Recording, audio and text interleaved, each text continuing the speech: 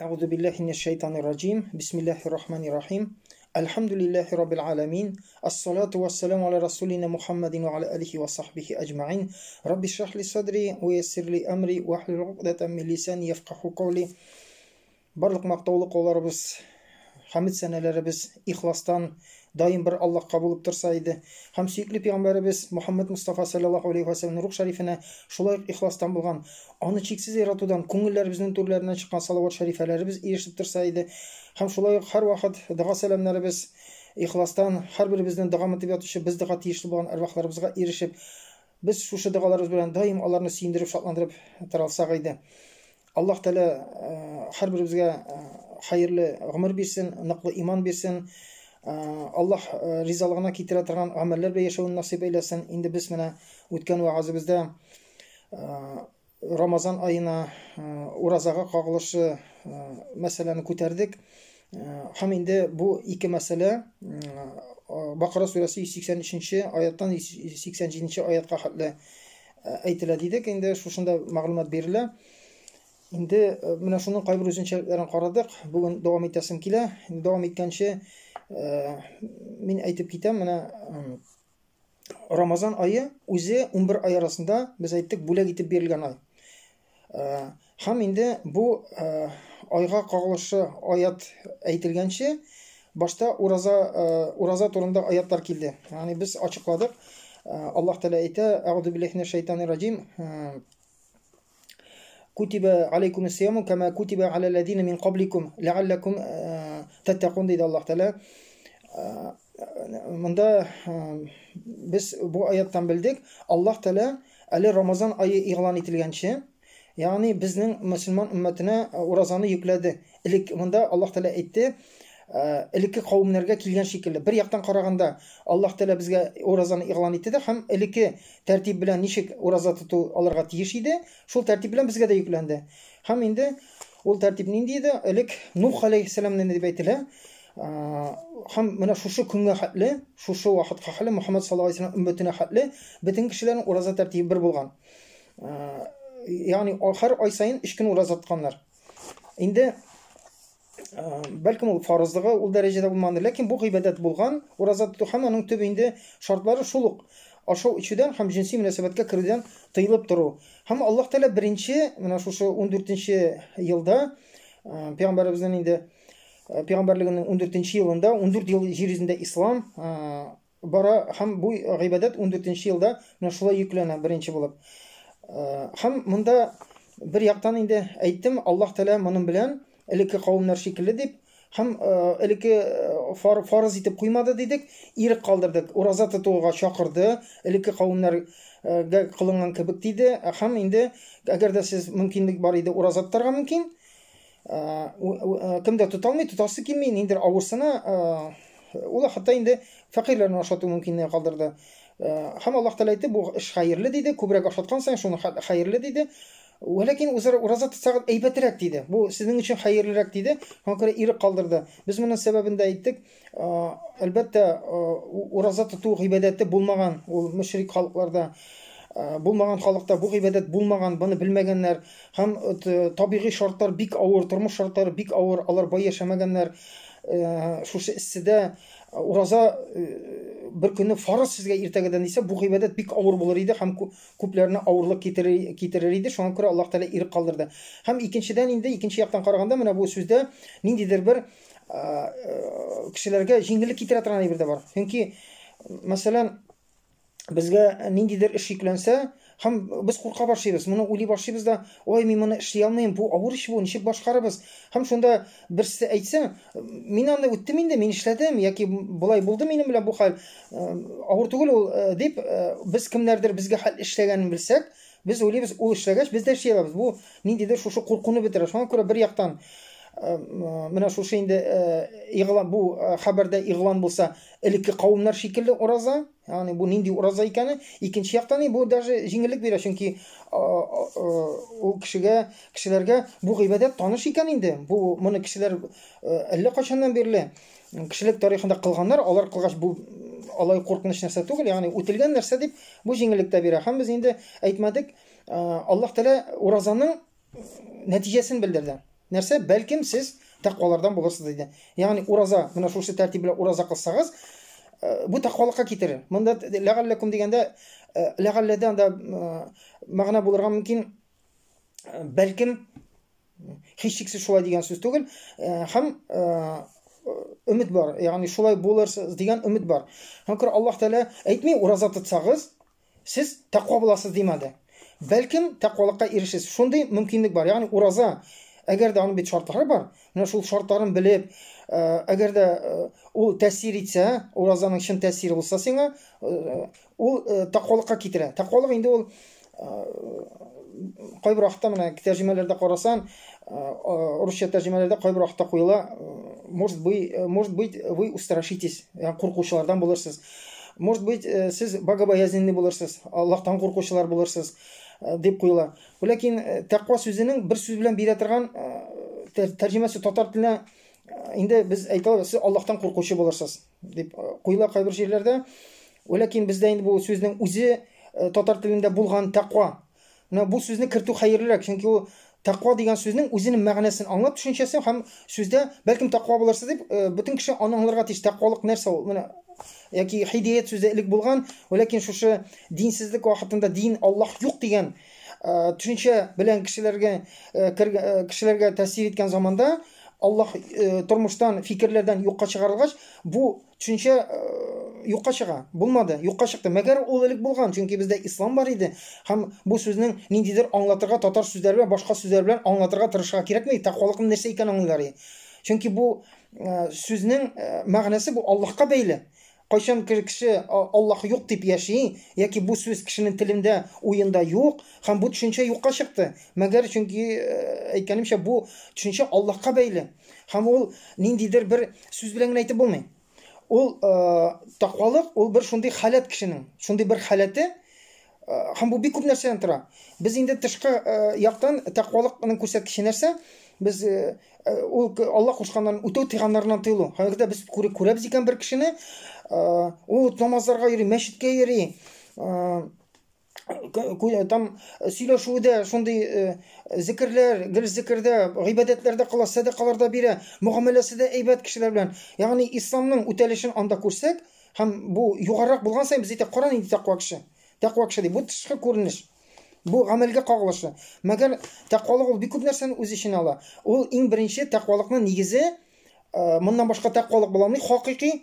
Мәгәр тышкы яктан без кайбер вакытта кешенең ниндидер гамәлен кылып, кара мәчет салырга шуны хәтләп нинди тақва кеше акчасын биргән дип анда бер гамәл белән әйтербез, ләкин без аның ички халатын белмибез. Ни өчен ул бу гамәлгә нәрсә сәбәпче булды?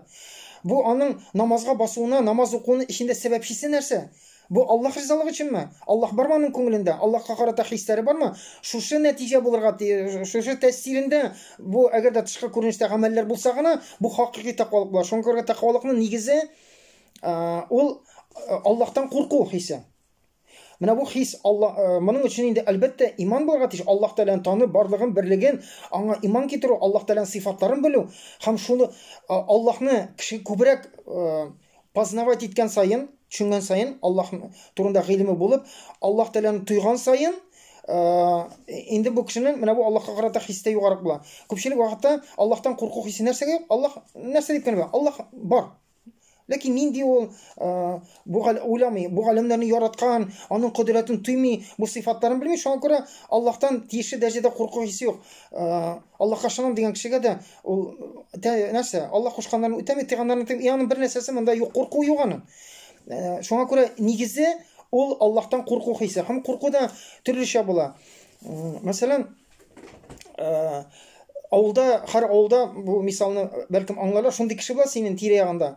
Мәсәлән, төрмәдә утырган, яки аны холкы начар, ул бөтен кешегә бәйләнә, аны зыян күрәләр. Аны ул кеше урамда кисә, аны әйләнеп утасы, ягъни ул кешедән куркалар. Аннан килергә мөмкин, нәрсәдән куркалар? Аннан һәр вакытта ниндидер бер зыян килергә мөмкин. Бер авырлык килергә мөмкин. Кеше шушы кешедән курка, нәрсә сәбәпле? Аннан булган зыяннан, ниндидер җәза, начарлык килүдән курка һәм аны әйләнеп узасын, аның белән күрешмәскә тырышасың, аның белән икенче төрлесе яшәсен. Икенче төрле курку бар. Ул нинди? Мәсәлән, булырга мөмкин, һәрберебез бу мисалны аңлар өчен, нинди мисал? Мәсәлән, җегет белән кыз, яшь вакытта кыз белән егет арасында ниндидер бер-берсенә карата мәхәббәт уяна, ярату хисе барлыкка килә. Яки бала белән баланың әнисенә карата бигрәк тә аңлашыла инде, монысы һәрберсе теге хис бәлкем бар кешедә кичермидер. Мәсәлән, баланың әнисенә карата хисе ярата бик тә. Бала кичкенә вакытта әнисен бик ярата, бик каты ярата. Һәм инде мәктәптә берәр нинди вакыйга булса, начар билге алса, яки берәр ялгышып берәр начар эш эшләсә, ул әнисеннән курккан нәрсәдән күпчелек вакытта әнисеннән булырга, андый чиракта булырга мөмкин, әнисе шундый дорфа, кайткач аңа җәза бирә һәм курка бу нәрсәне әнисенә белдерә. Юк, әнисенең шуны хәтлеки ярата ки, әнисенең ризалыгын югалтудан курка. Әнисенең шушы мөгамәләсен югалтудан курка. Һәм менә мондый мәхәббәт ул икенче төрле. Әгәр дә җегет белән кыз арасында, кыз белән җегет арасында бу хис була икән, нишисен? Син ул яраткан нәрсәләрне ярата башлыйсың. Һәм син куркасың. Моны кылсам, ул аның миңа карата мөгамәләсе үзгәрмәс микән? Аның мәхәббәте үзгәрмәс микән? Дип, аннан җәзадан куркмыйсың беренче ятта. Аңа шул нидер авырлык китерүдән, аны ризасызлыгыннан югалтудан куркасың. Ризасызлык һәм тырышасың. Һәм мондый курку булганда, нәрсә син инде үзең яратмаган эшләрне эшлисең. Главный, ул яраткан кеше нәрсәне ярата? Бәлкем син бу нәрсәне яратмыйсыңдыр. Моңа хәл яратмадың. Син аны ярата башлыйсың. Ул яратканга күрә. Уйлап та карамыйсың, мин моны яратмыйдым. Син үзгәрәсең. Ул яратмаган нәрсәләрне син бәлкем элек яраткансыңдыр. Син аны шулай яратмый башлыйсың. Һәм куркасың, нәрсәгә эшләсәң дә куркып торасың. Ой, моны эшләсәм, кара, менә бу эш аны сөендерә. Нәрсә сөендерә икән? Менә бу сөендерә. Син үзең карамыйсың, әйткәнемчә. Бу эшне бәлкем яратмыйсың, но син ярата башлыйсың һәм шуны гына эшлисең. Ул яратмаган нәрсәдән сакланасың. Менә бу нәрсә ярату аша килгән курку, аның мәхәббәтен югалту. Һәм күрә Аллаһ Тәгаләгә карата кайбер вакытта кешедә беренче вакытта, кайбер вакытта була куркудан булырга тиеш. Куркудан була. Ягъни, мин моны үтәмәсәм, Аллаһ миңа ачулана, яки моның өчен җәһәннәм. Моны кылабыз, нәрсә? Чөнки аңа савап бирелгән. Һәм кайбер вакытта, моны саваплы, бу фарыз. Мин моны кылам. Яки бу нәрсә гунах, бу җәһәннәмгә китерә, монда дөньяда шундый авырлыклары була дип, без күпчелек вакытта менә бу җәзасын яки бүләк сәбәпле бу әйберләрне кылабыз. Бу да ярый, ләкин чын тәкъвалыкның нигезе менә шушы Аллаһны чиксез яратудан, ул иң сөекле бәндә. Һәм шуңа күрә Пәйгамбәр саллаллаһу алейһи ва саллям да безгә иң сөекле бәндәләрдән булса, безнең динебез, аңа карата булган иманыбыз шушы мәхәббәт таша булырга тиеш. Без аны иң яратабыз. Һәм шуңа күрә безне кызыксындырмый башка кешеләрнең анда нәрсә уйлый безнең турыда. Яки моны эшләсәм, башка кешеләр кызыксындырмый, даже якын кешеләр, туганнар, балаларын, әти-әнине кызыксындырмый аларның нәрсә уйлый. Иң мөһиме, моны эшләсәм, бу Пәйгамбәр саллаллаһу алейһи ва саллям нәрсәне ярата? Сөннәтен яратасың, чөнки моны Пәйгамбәр саллаллаһу алейһи ва саллям ярата. Моны яратмады. Бу ярату сәбәпле. Һәм беләсең, моны эшләсәм, Пәйгамбәр саллаллаһу алейһи ва саллям шәфәгатенә ирешмим, миннән риза түгел, как будто ул синең янында. Чөнки без беләбез, Пәйгамбәр саллаллаһу алейһи ва саллям безнең һәрбер эшебездән хәбәрдар. Безнең сәламнарыбызны аңа ирештереп торалар. Без сәлам бирсәк, салават әйтсәк, ирештереп тора. Ул хәбәрдар, ул башка кешеләр шикелле түгел. Һәм Аллаһка карата да шулай. Әгәр дә бу тақвалык чын, менә бу хис күңелне биләп ала, ул хис һәр кешедә бар. Ләкин ул буталган, ул күңелнең бер өлешен генә алып тора. Анда башка кешеләргә карата булган мәхәббәттә катнаша, кайбер вакытта без инде кайбер вакытта балаларыбызга карата булган, дөньяга карата башка нәрсә булган яратуыбыз көчлерәк. Без аларның сүзеннән, аларның ачуыннан, аларның ризасызлыгыннан күбрәк куркабыз, Аллаһның ризасызлыгыннан караганда. Һәм күрә менә бу булырга тиеш. Иң югары тақвалык ул нигезләнгән мәхәббәт аша, Аллаһны ярату хисе аша, аннан курку, аның ризасызлыгын югалтудан курку. Менә ул тақвалык. Һәм шул хис күңелне биләп алса, ул синең бөтен нәрсәңә тәэсир итә, бөтен тәнеңә. Даже без күрмәгән эштәге безнең хисләребез икенче төрле була. Бу кеше дөньяга карашы күзләре икенче төрле карый, колаклары икенче төрле ишетә. Һәм бөтен нәрсән үзгәрә. Күз карашын, уй фикерләрен, уйлау рәвешен, мөгамәлән, әхлак әдәбен, ул эштән сине бөтен нәрсәне үзгәртергә тиеш асылда. Ләкин без моңа ирешә алмыйбыз. Безнең күбрәк әнә шул кайбер вакытта курку тота. Ой, моны эшләсәм, әле ул иман булса гына. Иман булса, Аллах Тәала жаһаннам моның өчен о савап моны кылам дип без шушы ягын карыйбыз. Хакыйкый иң югарысы тәкъвалык менә шушындый мәхәббәт аша килгән тәкъвалык булырга тиеш. Аллах Тәаләгә һәм әйткәнемчә ул уже тәэсир итә синең гамәлеңә. Син карап торасың. Аллах Тәала нәрсә кушты? Аллах Тәала бу ризалык, бу бит Аллах, менә син яратасың аны. Ул бу нәрсәне фарыз кылды, намаз, ураза, закат, сине кызыксындырмый. Башка кешеләрнең фикере, җәмгыятьтәге фикер, моны үтәсәм, миңа тормышта мондай авырлык килә, бу килә, шайтан әйтә, тегесе килә. Бу сине кызыксындырмый. Теге кайбыракта кешеләр әйтә, намаз укысаң, менә шулай тормышта файда була. Без анда да файда зарарыннан күрәбез. Синең бу проблема намаз укыма сәбәпле. Намаз укысаң булай була, һәм без шул сәбәпле киләбез. Асылда ул алай булырга тиеш. Аллах әйттеме? Даже әйтелсә, бу фарызны үтәсәң, синең сәламәтлегеңә шундый зыян килә. Ниндер галимнәр җиналды да ди, бу мөмкин түгел. Әлбәттә, мин әйтәмен. Даже әйтсәләр, менә бу намаз уку сиңа зыянны. Зыян була сиңа. Сәламәтлегеңә зыян була. Гомерең бу сине кызыксындырырга тиеш түгел. Иң мөһиме Аллах ризамы? Миңа аннан нәрсә була? Бүләк буламы? Бүләк булмыймы? Монсы кызыксындырырга тиеш түгел. Аллах куштымы? Аллах ризамы моның белән? Рамазан аенда мин ураза торырга тиеш. Аллах миңа кушты. Башка нәрсә кызыксындырмый. Кирә икән, эштә ниндер проблема чык дигән отпуска. Эштән киттем. Намаз укый алмыйсың икән 5 вакыт намаз. Сине кызыксындырмый бу эш комачалы икән, эшне алып аттың тормыштан. Башка шундый эш сайлыйсың, намаз иң мөһиме намаз, Аллах риза була торган намаз иң төп гыйбадат булырга тиеш. Һәм калган нәрсә моңа комачаламый. Иң мөһиме Аллахның ризалыгы. Аллахның ризасызлыгын югалту. Һәм ниндидер зыян, матди югалтулар булырга мөмкин, ниндидер авырлыклар килергә мөмкин шуны көйләгәндә. Әлбәттә без булай булсак, Аллах Тәала безнең тормышны шулай итеп киләтә. Аллаһка якын буласак, әйткәнемчә якын гына түгел, Аллах Тәаләнең ризалыгына ирешеп түгел, югарырак дәрәҗә бар. Аллах ярата башлый торган дәрәҗә бар. Кайчан син bütün омтылышың белән, bütün яшәешең белән Аллаһка омтыласың. Һәр гамәлдә, һәр нишкә, һәр сүзендә Аллаһ ризалыгын өмет итеп, бу сүзне әйтсәм, Аллаһ миннән разый буламы, разый булмыймы? Дип шул һәрбер гамәлебезгә шушы күзлектән карап без яшәсәк, безнең тормышыбыз үзе барачак. Аллаһ Тәала үзе вәгъдә кылды. Күзен яхшы нәрсәдә генә Аллаһ Тәала күрсәтәчәк. Яхшы әйберләр генә күр, минем күрер күзе, ишетер колагым, без тотар кулы, йөрер аягы булырмын дип әйтте. Аллаһ Тәала вәгъдә кылды. Үзем саклыйм, үзем алам, үзем юнәлтәм. Аллаһ Тәала синең тормышың үзе бара иң хәерле вакытта. Шуңа күрә менә бу тақвалык нигезе һәм ураза шуңа китерә торган иң ярдәм итә торган кешегә тақвалыкны булдыра торган сыйфатлардан булып тора. Инде менә бу уразаның нәтиҗәсе. Аннан соң дидек, менә бу уразаны алар тота башлады. Шушы тәртип белән, элекке булган тәртип белән күпмедер вакыт тоттылар, ай сайын 3 көн, һәм аннан соң тема үзгәрде. Аллаһ Тәала күпмедер вакыттан соң яңадан аят килде, дәвам итеп инде бу сүрәне шәһр Рамадан аллази унзила фиһи ал-Qur'ан худан лин-наси ва байинатин минал худа вал фуркан диде Аллаһ Тәала. Һәм без кайбыракта әйткәнемчә күнегә без беләбез, менә Рамазан ае уразадан гына тора. Менә ураза белән шикләндек без. Төп нәрсә уразага юнәлгән. Әлбәттә ул бу айда төп гыйбадәтләрнең берсе. Ләкин ул бу айның максаты түгел. Бу айның максаты Рамазанны ураза тоту түгел. Буны максаты куярга түгел. Аллаһ Тәала уразаны Рамазан айының бәрәкәте нәрсә диде? Ул үзе аерым бер ай. Ул бәрәкәтле ай, бик күп мөмкинлекләр бирелгән. Аллаһ Тәала салган бәрәкәтле ай.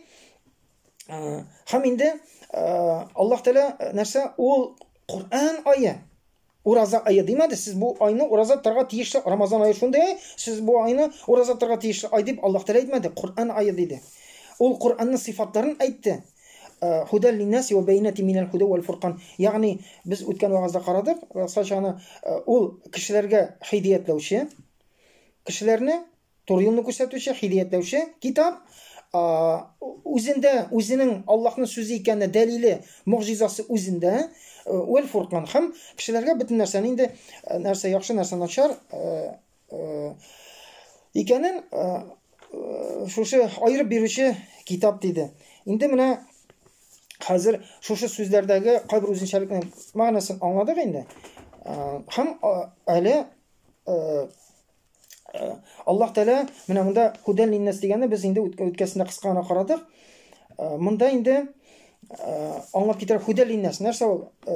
Хидаятләүче.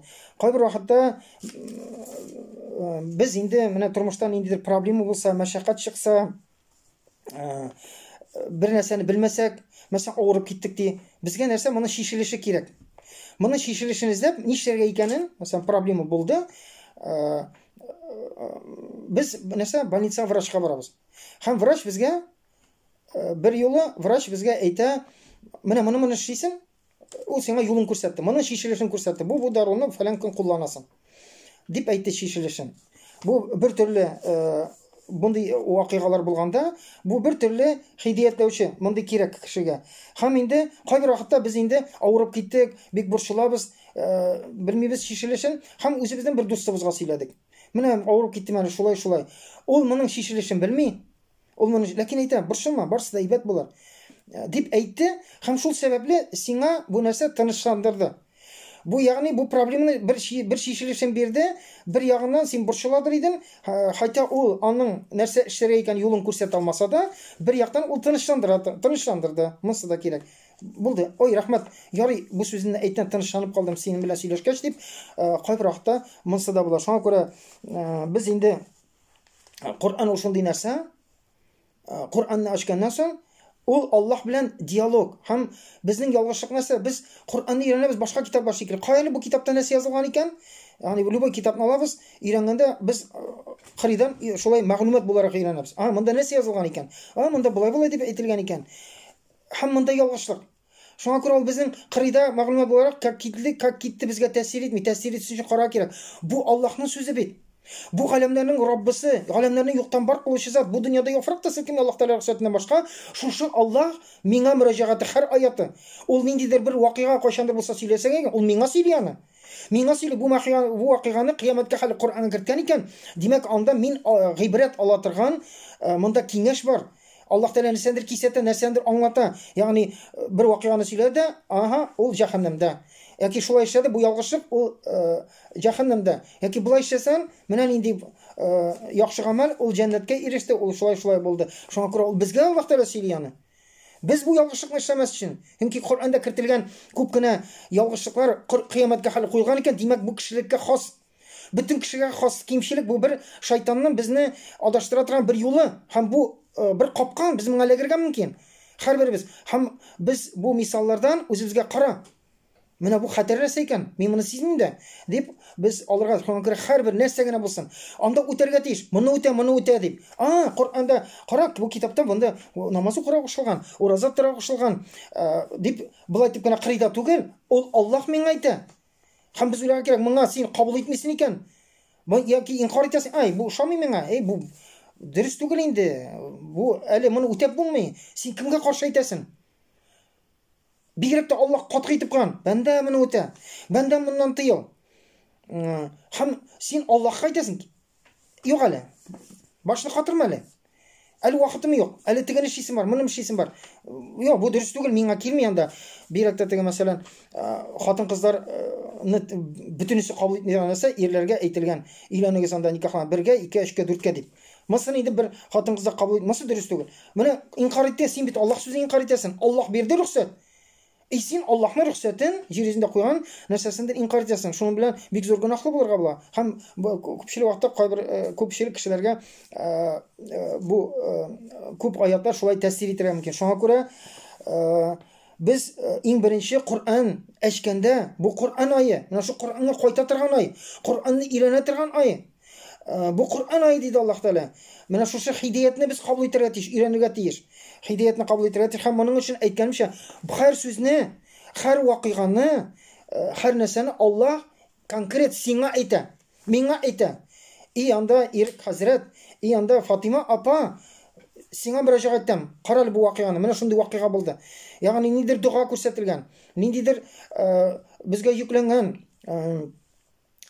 Коръанда бит инде асылда шушы бер өлеше үч бүтән аятларны әгәр дә бер темалар белән бүлсәк, бу аерып алдык төрле җиреннән. Сайда, бу аят моңа бу темага кагыла. 3 теманы да күздә тотыла. Берсесе анда тарихи элекке булган вакыйгаларны, Аллаһ Тәгалә тәфсирле пәйгамбәрләр вакыйгаларны, инде вакыйгаларны Аллаһ Тәгалә искә ала. Бөтенесен без айырып дигәннән җыярга була бер төркемгә. Берсесе Коръанның бер өлеше Аллаһ Тәгалә үзе турында, таухид, Аллаһ Тәгаләнең барлыгы, бирлеге турында, аның сыйфатлары турында, Аллаһ Тәгалә үзе турында гыйлем. Чөнки Аллаһны танудан башлана, дөрес итеп танудан башлана, һәм аннан соң кешедә калган хисләр, калган нәрсә менә шушы Аллаһны тиешле дәрәҗәдә танудан тора, белүдән тора, кабул итүдән тора. Кайчан Аллаһны кеше күбрәк тойган сайын, аның дине дә шуны хәтле камиллерәк була. Аңа күрә бер өлеш аятлар Коръаннан җыйсак, бу таухид, Аллаһның барлыгы, бирлеге турында. Һәм бер өлеше Аллаһ Тәгаләнең безгә хөкемнәре, нәрсәндә булса хөкемен бирә. Анда мал бүлү, хаклар, ир кеше хакы, хатын кыз хакы, нәрсә яхшы, нәрсә начар, нәрсә үтәргә, нәрсәдән тыелырга, монысы инде хөкемнәр безгә таба юнәлгән Аллаһ Тәгалә тарафыннан. Шуңа күрә инде без һәрберсен өйрәнгәндә, менә шулай бу миңа мөрәҗәгать итте дип кабул итеп, күңел белән кабул итәргә, монда гына укып, зихендә шулай икән дип, шунда гына калдырырга түгел, ул күңел, Коръан йөрәк белән кабул ителә торгандай бер аңлый. Аңлашыла. Менә шул худәл линнәс дигәндә Аллаһ Тәгалә шуны күздәтте. Димәк, ул безгә һәр мәсьәләдә мөрәҗәгать итсәк, Коръанда аның менә шушы безгә күрсәтмәсе бар. Проблема менә аның чыгышы шулай.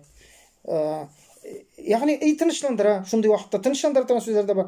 Кайгы хәсрәт кисә булса, анда сабыр кылыгыз, сабыр кешеләргә чиксез савап, сабыр кылсагыз җәннәт. Бу тынычландыра торган сүзләр. Һәм ул безгә бер яктан туры юлны күрсәтә, икенче яктан күңелебезгә тынычландыра торган бу тәэсире дә бар. Шуңа күрә хидаятләүче ул шушы ике нәрсәне үз иченә һичшиксез ала.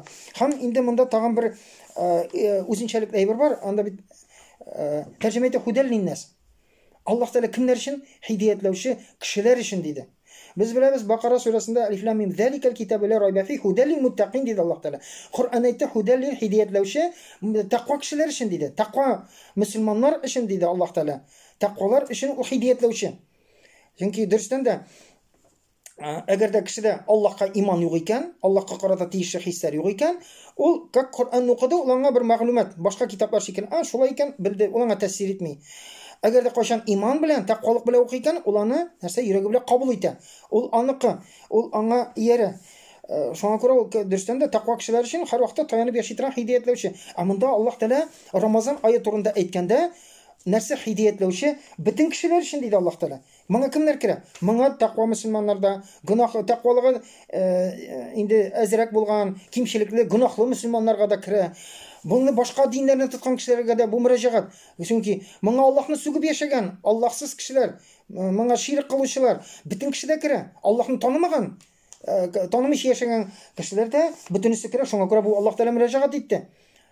Ул Рамазан ае шундай Коръан иңдерелде, анда Коръан диде. Һәм ул Коръан хидаятләүче кешеләр өчен диде Аллаһ Тәгалә. Шуңа күрә без бу нәрсәгә Аллаһ Тәгалә шулай дип әйтте, бөтен кешеләр өчен. Без менә кайбер вакытта Рамазан аена кергәннән соң, инде мөселман кешеләр күпчелекләре нишибез?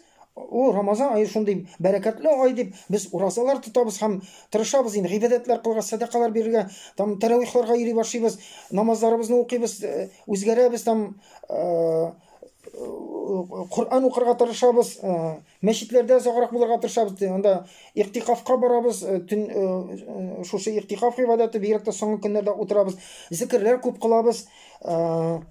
Ләкин Аллаһ Тәгалә безгә монда кешеләр өчен диде. Без онтабыз, бу Коръан кешеләр өчен. Бөтен кеше синең өчен генә түгел. Шуңа күрә монда без башка кешегә дәгъват кылмыйбыз. Ягъни үзебезнең өебездә башка кешеләр анда уразатмаска мөмкин, ниндер апа уразатта. Аның өйдәгеләре эшли, йөри, ашамый. Бу үзе иртә белән тора, ашамый. Күп семьяларда шундый хәл. Кемдер тота, калганнар спокойно яши, башкача яши. Һәм бернинди проблема юк. Бу үзе көне-төне гыйбадәттә, уразаткан кеше ураза тота, намаз укый, Коръан укый, гыйбадәткә чумды, дәгъват кылу юк. Бу ай Коръанны үзең өчен генә кабул итә торганда, бу дәгъват ае. Бу исламны кешеләргә җиткерә торган ай. Үзеңгә генә өйрәнә торган түгел, кешеләргә бу дәгъват ае. Аллаһ Тәгалә кешеләр өчен диде Коръан. Хидаятләүче кешеләр өчен диде. Шуңа күрә без үзебезгә Үзебезгә дәгъват кылып кына шикләнергә тиеш түгел. Коръан белән үзебез генә дәгъватларга тиеш түгел. Без Коръанны кешеләргә җиткергә тиеш. Шуңа Аллаһ Тәгалә әйтә. Бу кешеләр өчен айди. Дип әйтә Аллаһ Тәгалә. Шуңа күрә без үзебезгә дәгъватлаган кебек, үзебезне Коръан белән дәгъватланган кебек, Коръанны башка кешегә җиткерүдә бурыч. Өйдәгеләргә, иң беренче чиратта безнең бурычыбыз, якын тирәләргә, күршеләргә, башка кешеләргә эшләгәндә шунда үзен ураза тотасың, шулаймы?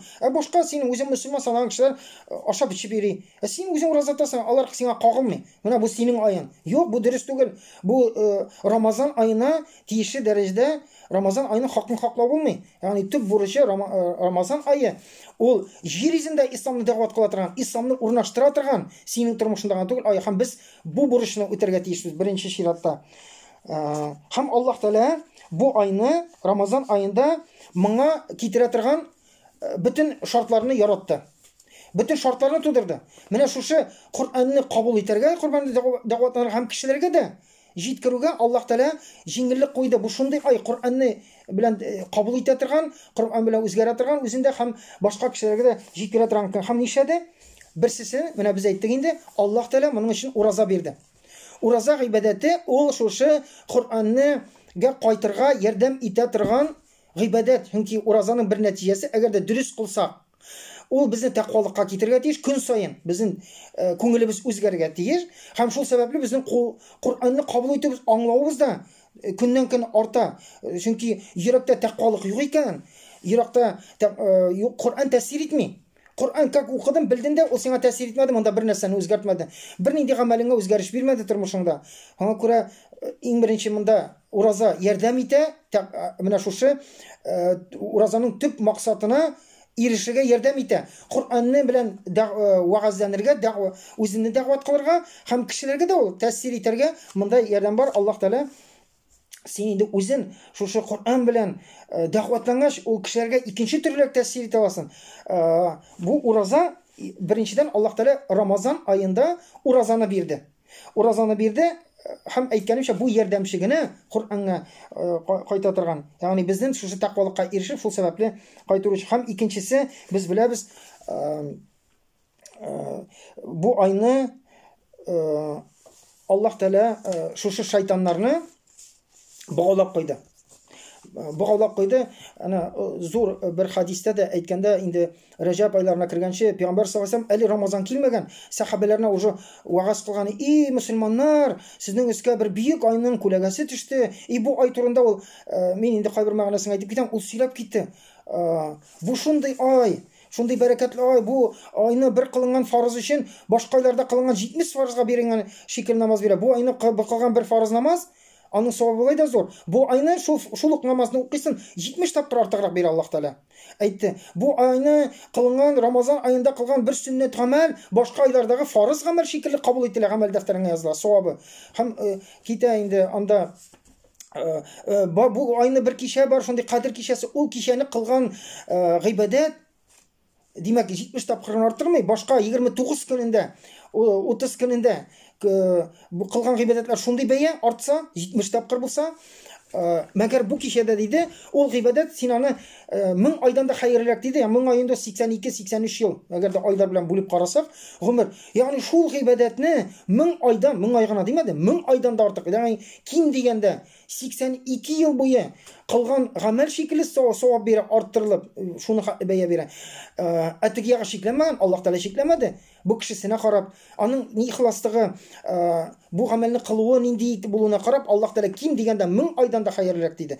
Бу кичә Аллаһ Тәгалә әйтте. Һәм инде менә шушы Рамазанның бәрәкәтләрен шулай санап китте. Ул аларны Рамазан айына әзерләнергә чакырды моның белән. Шушы айның бөек ай икәнен алар онытылсыннар өчен.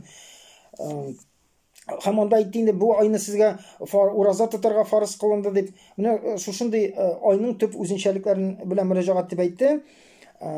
Димәк, тагын бер үзенчәлеге дидек, Аллаһ Тәгалә шайтаннарны баглап куйды. Һәм Аллаһ Тәгалә анда да әйтте, бу айны шайтаннары баглап куелды диде. Бу айның үзенчәлеге нәрсәгә? Менә асылда кешеләр шушы ислам дине килү юлында нәрсә киртә булып тора. Ни өчен кешеләр ислам динен белә торып килмиләр? Кеше белән җиннәр асылда Аллаһ Тәгаләнең менә бердән-бер мәхлуклары Аллаһ Тәгалә юлын кабул итмичә башка юлны сайлыйлар. Башкага кирип китәләр. Асылда шулаймы? Башка бер генә Аллаһның мәхлугы да Аллаһның юлыннан тайпыла алмый. Аллаһ Тәгалә шулай кылды, андый ихтияр мөмкинлек калдырмады аларга. Шуңа күрә мөселман Аллаһка буйсынган мәхлук дип алсак, бөтен тирә-як мөселман, кояш мөселман. Чөнки Аллаһ Тәгалә аның юлын билгеләде, ул аннан бер генә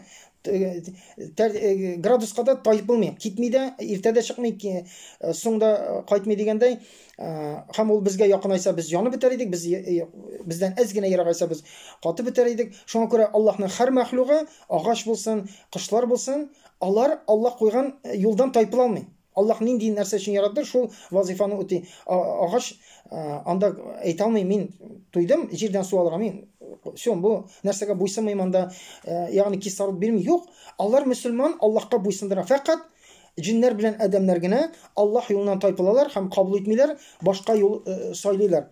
Һәм монда нәрсә? Ике сәбәп бар, ике инстинкт дип әйтик. Аллаһ Тәгалә салган сыйфат бар. Инстинкт выживания дип әйтсәк, ул инде бик күп нәрсә чагыла. Ягъни бу дөньяда яшәүгә омтылыш инстинкт ул кешедә салынган.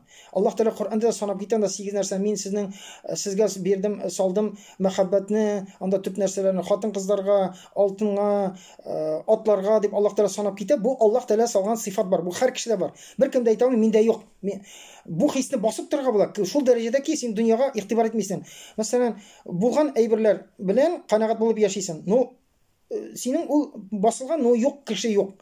Бу хисне басып нинди дәрәҗәдә тоталган кешеләр бар. Төрле кешенеке төрлечә. Шуңа күрә шушы инстинкт выживания нигезе менә шушы салган мәхәббәтләр булып тора инде. Малга, алтын, көмешкә, байлыкка омтылыш бар. Бу мәхәббәт булмаса, Аллаһ салган мәхәббәт булмаса, кешедә ниндидер моңа омтылыш булмас иде, бу гамәл кылмас иде. Битараф булып яшәр иде. Шуңа күрә шушы хис безгә итәргәч бу дөньяда яшәргә, нәрсәдер иләргә салырга, омтылырга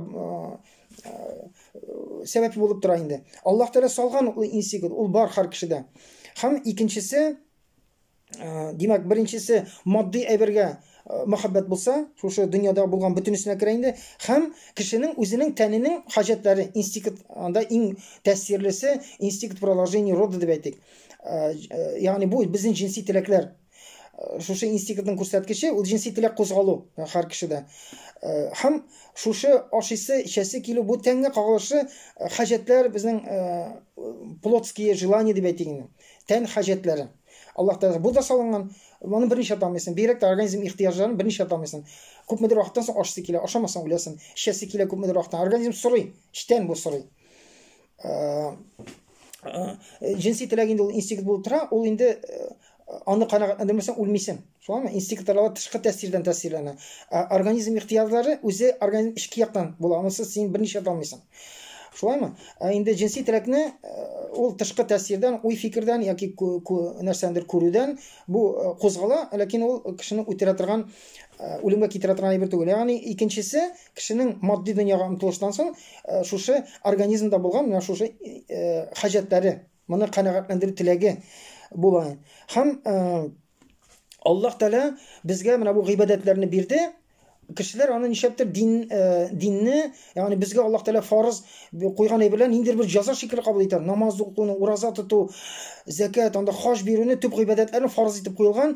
Аллаһ Тәгалә тарафыннан ниндидер безнең өчен сынау өчен, ниндидер безне җәза кылу өчен, безнең тормышыбызда мәшәкать тудыру өчен, авырайту өчен бирелде дип әйтер. Шайтан шундый тәэсир итеп кешеләрдә шундый фикер уятала. Кешеләр динне шулай кабул итә. Тукта, мин моны кабул итә алмыйм. Моны кабул итсәм, әле илеш саласы бар, пенсиягә чыккач булыр әле миңа моны кабул итсәм, тормышым авырая. Пока бетерим әле бу эшләремне дөньяви дип, бу шайтан шулай итеп урнаштырган. Мәгәр Аллаһ Тәгалә Коръәндә ачыктан ачык әйтеп тора.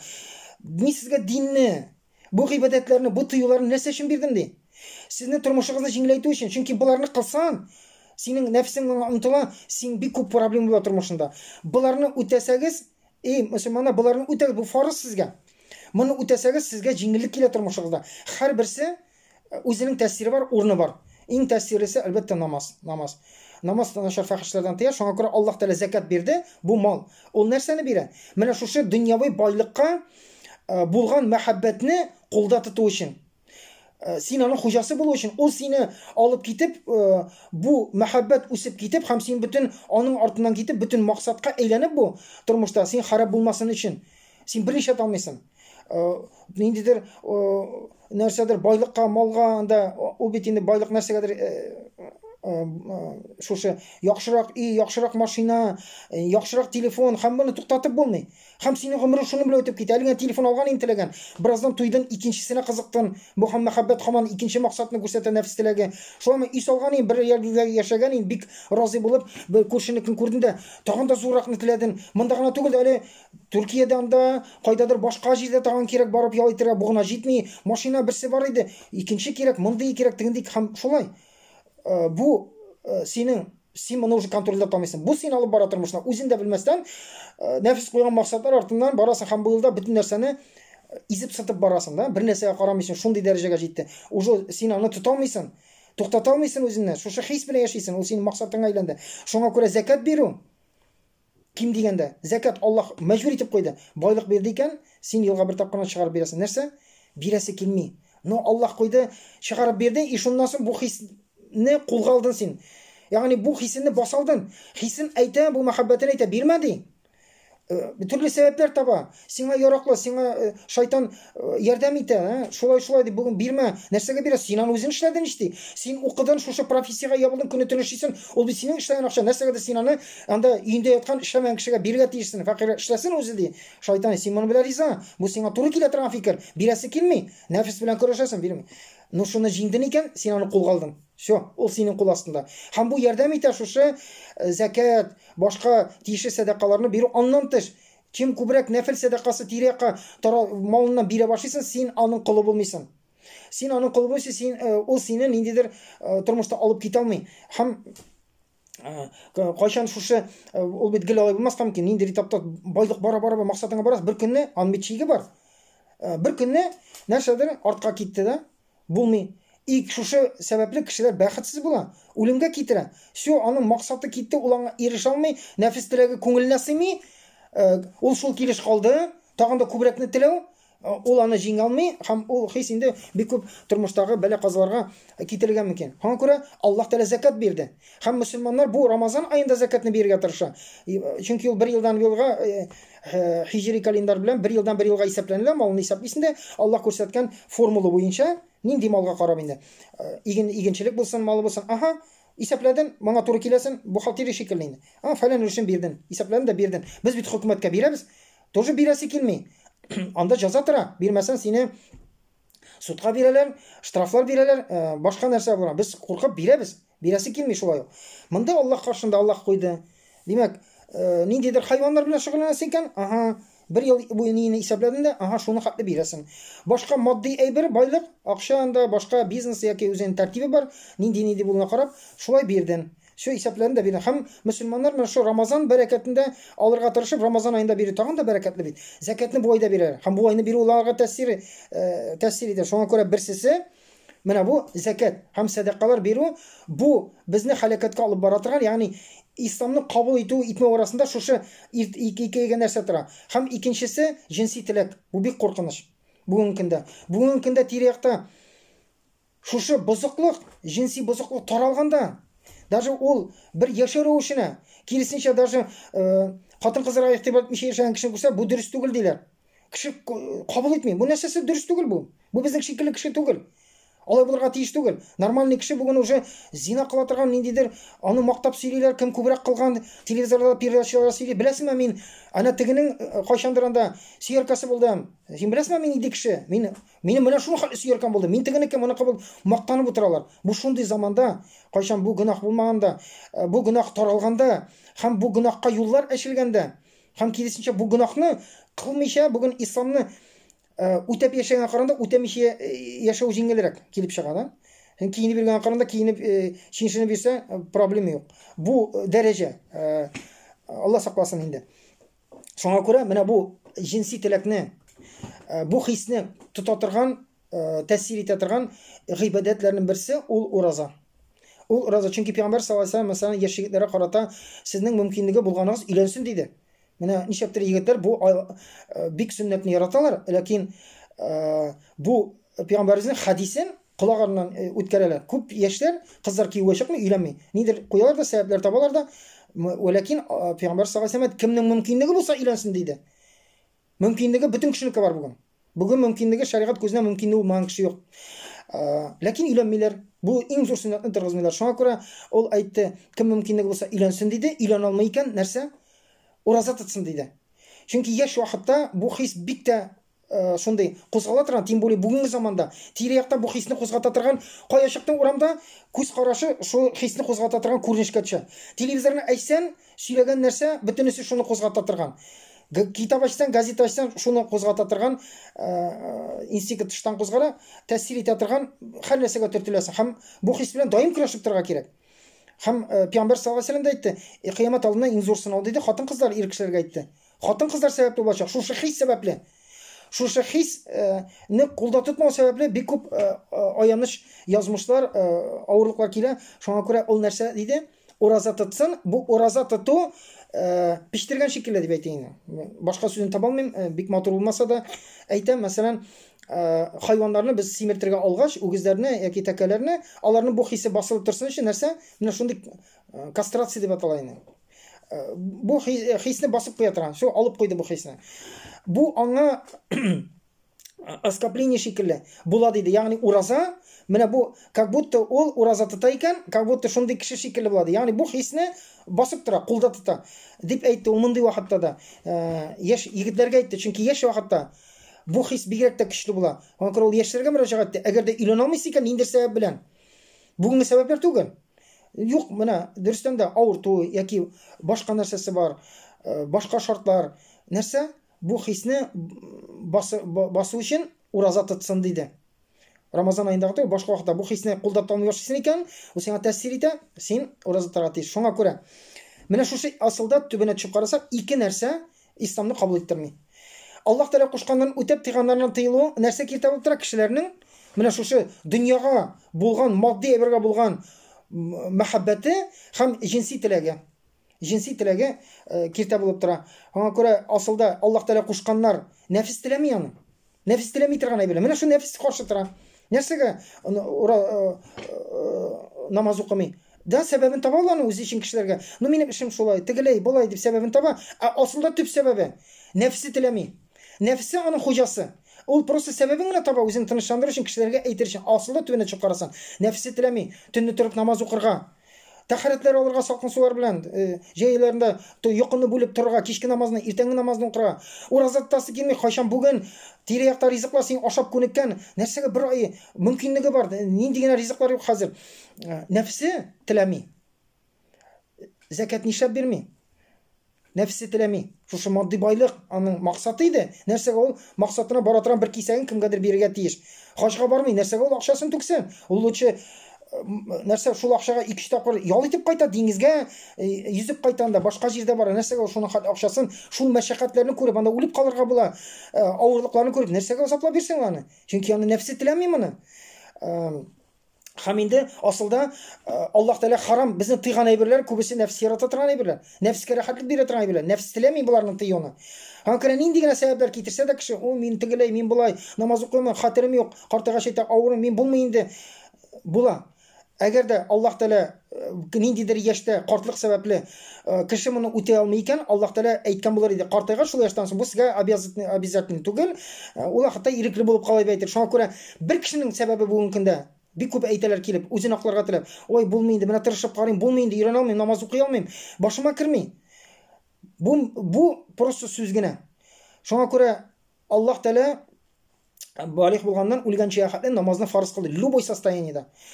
Исе хәтерен инде картлык деменция дип әйтәләр анда, бүгенге көндә бик хас инде оныта торган. Кагаздан карап уккан.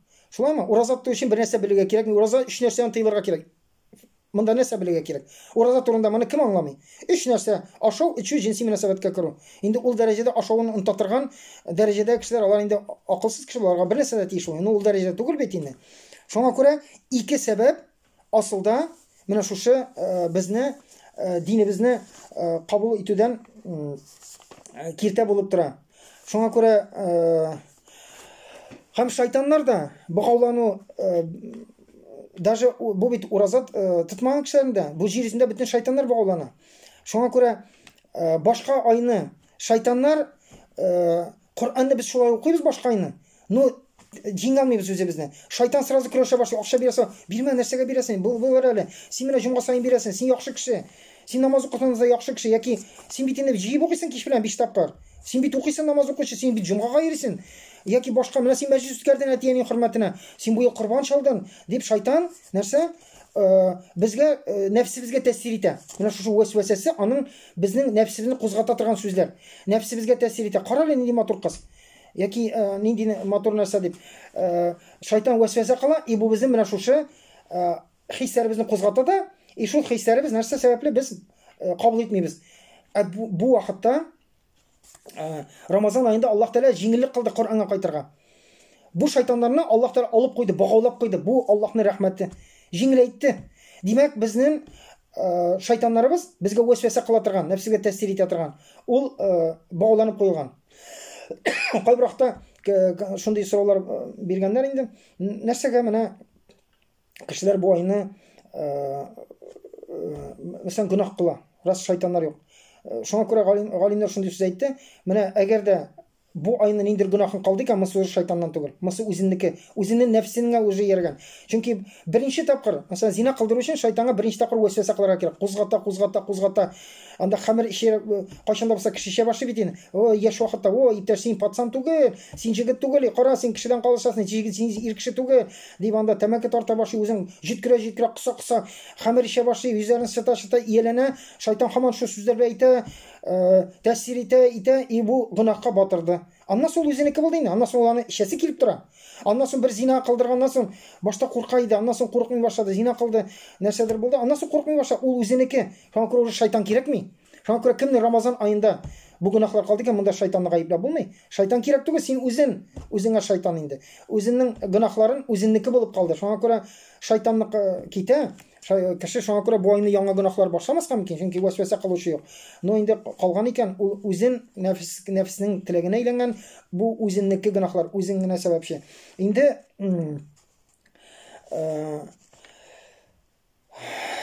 бу ай әйткәнебезчә шайтаннарны Аллаһ Тәала богаулап куйган ай. Һәм без беләбез, шулай ук мәсәлән Коръән иңгәндә җир йөзенә хәтле, менә шушы көнгә хәтле беренче аят Коръәннан иңгәнчегә хәтле шайтаннар, җиннәрнең мөмкинлекләре бар. Алар 7 кат күкне үтеп йөриләр. Аллаһ хузурына якын килеп, анда ниндидер хәбәрләрне тыңлыйлар. Аллаһ Тәала фәрештәләргә бирсә, ул тыңлый ала иде. Ләкин бер вакыт менә шушы Коръән иңгәннән соң бу меңләгән ел буе, дистәләгән мең ел буе шайтаннар, җиннәр дип әйтегез, җиннәр кавымы үзләренең физик мөмкинлекләренә шундый да алар араны тиз үтәләр. Бу аларга авырлык түгел. Алар шушы күкләрне үтә кайларда да йөри, галактикаларда йөриләр, бутала бириләр. Мөмкинлекләре бар иде. Һәм бер көнне аларны үткәрмәй башладылар. Бу күктә бикләделәр. Аллаһ Тәала шул көннән җиннәрне бикләде, алар эзләп киттеләр. Нәрсә сәбәбе? Нәрсә булды? Нинди сәбәп?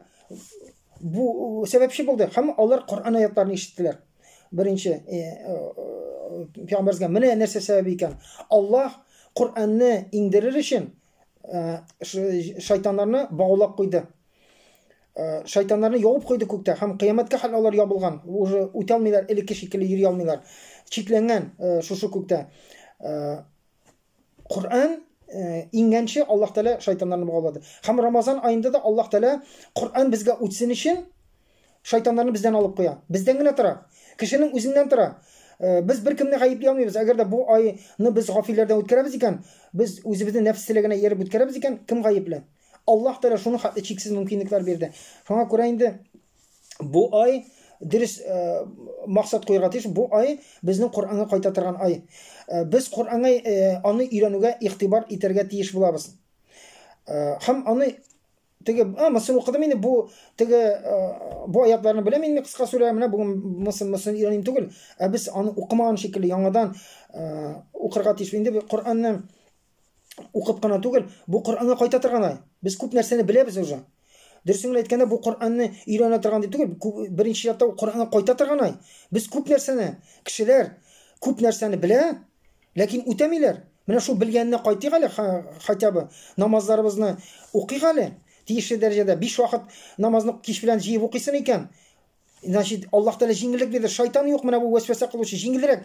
Бу нәфесне җиңү, теләкләрне җиңү җиңелрәк бу айны. Шуңа күрә башка айны намазга баса алмыйча торасың икән, бу айны әгәр дә син теләсәң ихлас икән, синең басып китәчәксең. Димәк, кем намаз укымады, намазларын торгызырга кирәк. Кем садакалар бирә алмады, бу айны садака бирергә өйрәнергә кирәк. Җиңелрәк. Кем инде ураза тотмады, ураза тотарга кирәк беренче чиратта. Шушы ярдәм итә торган. Кем намазны 5 вакыт намазны укып барадыр, инде мәчеткә барып укырга, җәмәгать белән укырга өйрәнергә кирәк. Һәм нәрсә дә булса, кеше менә элекке дәрәҗәсеннән өстенрәк күтәрергә тиеш, Коръанга кайтырга тиеш. Ниндидер начар гадәтләрем бар иде, арынырга кирәк, җиңелрәк бу айны. Теге айларны авыр. Бу айны җиңел була. Телисен икән аерылып була. Аллаһ Тәала шундый мөмкинлек бирде, синең теләгеңнән генә тора. Телисен икән Аллаһ кушканнарны торгыза аласың. Теләмисен икән юк, беркемне гаеплый алмыйсың. Беркемне гаеплый алмыйсың. Фақат гаеп үзендә генә булачак. Бернинди сәбәптән Аллаһ Тәала кабул итми, чөнки бөтен мөмкинлекләрне тудырды. Коръанны кайтырга, Коръанны кабул итәргә шушы юлларны ачты. Инде ва байнати минал худага килгәндә монда нәрсә әйтергә була үстәмә. Без әйттек, бу Коръанның үзендә шушы мугъҗиза, аның Аллаһның сүзе икәнне дәлиле һәр вакытта чыгып тора. Һәр кеше аят укыганда үзенә шушы киңәшне күргәч, нинди мугъҗиза икәнен, Коръанның нинди төгәл икәнен гел ачылып торачак. Без беләбез, элек пәйгамбәрләр Аллаһның сүзен җиткергәндә, алар мин Аллаһның илчесе, ниндидер Аллаһның сүзен җиткергәндә кешеләргә нәрсә дәлил кирәк иде. Кичә бер син безнең шикелле кеше бит. Бүген нәрсәдер мин Аллаһтан дип сөйләп бирсәң, һәм кешеләргә дәлил кирәк. Һәм Аллаһ Тәала Аллаһның илчесе икәнен булу өчен Аллаһ Тәала мугъҗиза бирде аларга һәрберсенә. Ягъни алар Аллаһка дуга кыла, истели, Аллаһ шушы мугъҗизаны күрсәтә. Мугъҗиза нәрсә ул? Ул ягъни теге фокус түгел. Ул кеше күреп тора, табигый законнар эшләп торган юкка чыга. Эшләми. Чөнки закон, Аллаһ Тәаланың җир йөзендә куйган законнары, ул эшләп тора, мәхлуклар арасында беркем моны үзгәртә алмый, бер генә кеше затыннан моңа тәэсир итә алмый. Без буйсындырылган, ләкин Аллаһ бу мугъҗизаны күрсәтә, бу законны эшләми, ниндидер закон. Шуңа күрә инде Муса алейһиссаламны кем без беләбез?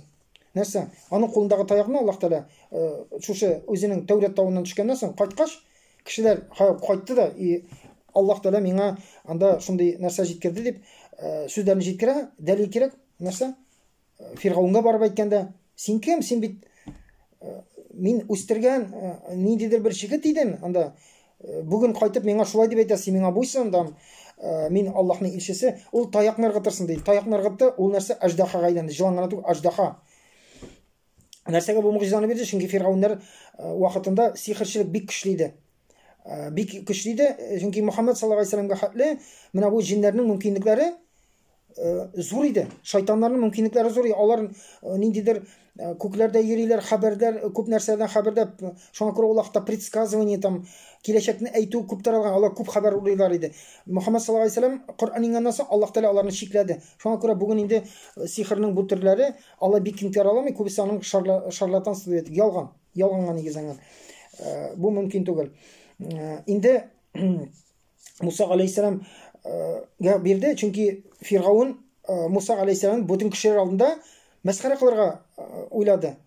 Шарлатан икәнен күрсәтергә теләде, үзенең сихерчән җиде да, алар инде шул халыкны куркытып торалар иде. Алар күз була дип әйтик безнеңчә. Ягъни аларга хезмәт иткән җиннәр кешеләрнең, карап торган кешеләрнең күзләренә икенче, алар хакыйкатьне күрми. Менә бүген күз белән караганда, мәсәлән, экран белән икарага теге була бит киноларда. Анда ниндидер караучылар организация карап утыра, компьютердан карап утыра, экраннан карап утыра, тегендә видеокамера тора, инде безгә күрсәтәләр, урлауга килүчеләр шушы икарадагы чыбыкка подключаться итә дә, и үзләренең сурәтен куялар. Теге хакыйкый сурәт күренми, теге компьютер теге булган видео күрсәтми, булар теләгән күренешне куя да инде, алар шуны карап утыра. Шуның шикелле шайтаннарның шундый сәләте бар, видение. Кешенең бу хакыйкый күренештән үзгәртә и үзләре шундый сурәт үзләре күрсәтәләр инде. Күрсәтәләр һәм шулай бу Фиргавын үзенең башка кешеләрдән аерылып тору, Аллаһның Аллаһ икәнен дип инде үзен игълан иткән кеше сихерчеләр менә шуны кешеләрдә тудыру өчен курку аша ярдәм итәләр иде. Сихерчеләргә таяна диде, җиннәрнең мөмкинлегенә файдалана. Һәм алар кешеләр алдында үзләренең бауларын ыргытты, аларның могҗизасы бар, ул кешеләргә җылан булып күренде. Ул бау гына асылда, ул селкенми. Ләкин баулар иде. Муса алейһиссаламники таяк чын җыланга әйләнде. Һәм ул теге бауларны йотты. Шуннан сихерчеләр шуңа күрә иман китерде. Алар бит үзләренең бау икәнен белә, җиннәр шундый күренеш ясаганын беләләр иде. Һәм аларның бауын ашагай бу мысы сихер түгел. Бу ниндидер көч, кудрәт, бу Аллаһ. Һәм алар бөтенесе иман китерде. Шул вакытта сихерчеләр иман китерде. Инде күз алдына китерде Муса алейһиссалам үзенең 600 мең халкы белән Фиргавыннан качып киткәннән соң алар артыннан Фиргавын гаскәре килә, кешеләрнең халәтен күз алдына китерик. Диңгезгә килеп торалар, Кызыл диңгезгә, дальше юл юк. Хәзер арттан куып җитә, буларны юкка чыгаралар. Булар бит кул халык, бер нинди юк, яки кирәп кайталар, кемнәрдер үтерәләр. Нинди курку, нинди халәттә алар. Киткәндә Муса алейһиссаламга тапшырып киттеләр, ләкин улап килде дә күпләрендә шик. Хәзер бит безне куып тоталар, әнә артта күренеп тора. Һәм Аллаһ Тәгалә әмере белән, Аллаһ Тәгалә диңгезгә сугара кушты. Диңгезгә сукты да, диңгез ачылды ике якка. Ну, әзрәк үзебезне күз алдына китерик шунда. Ягъни ике якта аквариум тора дип белегез. Су. 100 метр биеклектә анда балыклар бөтен нәрсә күренеп тора, ләкин ул якын килми. Анда как юл ачылды. Һәм алар шу юлдан чыгып китте. Алар күрә Фиргавынның артыннан шулай раз булар исән килгән, булар артыннан ыргылды, алар тегеләр чыкты, Аллаһ Тәгалә әмере белән ябылды да бөтенесе батып үлде. Бу нинди мугъҗиза? Мул халәттә булсаң син, белмим, акылдан шашырга кирәк, моны күрү, бу дәһшәтне күрү, бу мугъҗизада күрү. Шуңа күрә Гыйса алейһиссалам үлгән кешене терелтеп күрсәтте. Үлгән кешене беркем дә терелтә алмый, яны чыккан, күмелгән. Мәсәлән, 1000 еллык әйтәләр, 1000 ел үлгән Нух алейһиссалам бер улын тергезде, яки әлегә үлгән бер кызны терелтеп күрсәтте. Бу мугъҗизаларны күрсәтте. Бу була алмый, моны беркем дә эшли алмый. Моны Аллаһ кына эшли ала, чөнки үлгән кеше нигә җанны тәнен яңадан тергызып Аллаһ кына бирә ала, бу нәрсәгә сәләтле. Шушы мугъҗизалар күрсәтәләр иде. Һәм инде асылда бу нинди мугъҗизалар? Моны кеше күз белән күрә торган. Менә шул вакытта, шул майданда булмаган ул вакыттагы кеше буны күрмәде. Ул аңа тәэсир итмәгән. Аңа сөйләгән микән аннан соң? О, без кичә булмадың син. Анда шундый мугъҗиза булды дип инде. Яки шушы су аша үткән 600 мең кеше соңыннан бер 50-60 елдан соң балаларына сөйләгән микән баласына? Менә без шундый вакыйга күрдек. Шулай су булды, шундый дәһшәтле иде. Сөйли, улар өчен мугъҗиза түгел. Ул күргән кешегә, ул бу күз өчен мугъҗизалар иде һәрберсе. Һәм моны күргән кеше генә моңа чын тәэсирен ясый. Мугъҗиза икәнен күрә. Ләкин башка кешегә ул мугъҗиза буларак тәэсир итми. Ул сөйләде, без аны мугъҗиза дип кабул итәбез, ну безгә бит тәэсир итә, менә хәзер сөйлибез. Җиңел генә сөйлибез. Шушы су карыйда шулай ачылган, җылан булган, без бер нәрсә үзгәрәме тәэсир? Без булган вакыйганы шада, ну безгә тәэсир итми. Мугъҗиза буларак тәэсире юк аның. Һәм киләсе буыннарга да юк, шуңа күрә аларның мугъҗизалары күз өчен иде. Һәм инде гасырлар үтү белән бу сүзләргә дәлил итәргән мугъҗиза юк. Һәм ул сөйләнгән сүз генә бер булып кала, ну без иман китерү сәбәбе без бөтенесен ышанабыз. Ул булган. Ну безгә тәэсир итми мугъҗиза буларак. Инде Пәйгамбәр саллаллаһу алейһи ва саллямга мугъҗизасына килсәк, ул Коръән үзе мугъҗиза дидек. Ул бер яктан Аллаһ Тәгаләнең илчесе, Аллаһ Тәгаләнең илчесе аша җибәргән хидаят, безгә бөтен сорауларга җавап итә торган хидаят. Икенче яктан нәрсә? Ул шул ук вакытта аның ишендә мугъҗизасы гел ачылып тора. Кайчан кеше мөрәҗәгать итте һәм үзенә җавапны алды, ул шушы Коръәннең мугъҗиза икәнен үзе тойды. Бу аның өчен мугъҗиза.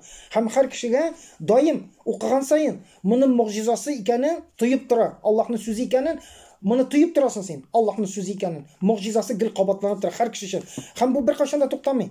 Һәм ул чикле түгел, һәр кеше өчен укыган саен ул ачылып торачак. Шуңа күрә инде, ләкин бер үзенчәлеге бар.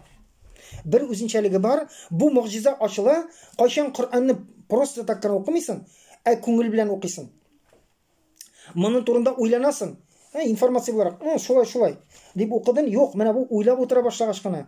Уйлый башлар, без күпчелек вакытта әйтәбез, тәфсирләрдә укыйм, шулай. Альхамдулиллаһи раббил аламин. Хәмд булсын галәмнәрнең Раббысына. Булды, үтте, китте. Бу моның мөгъҗизасы безгә ачылмый.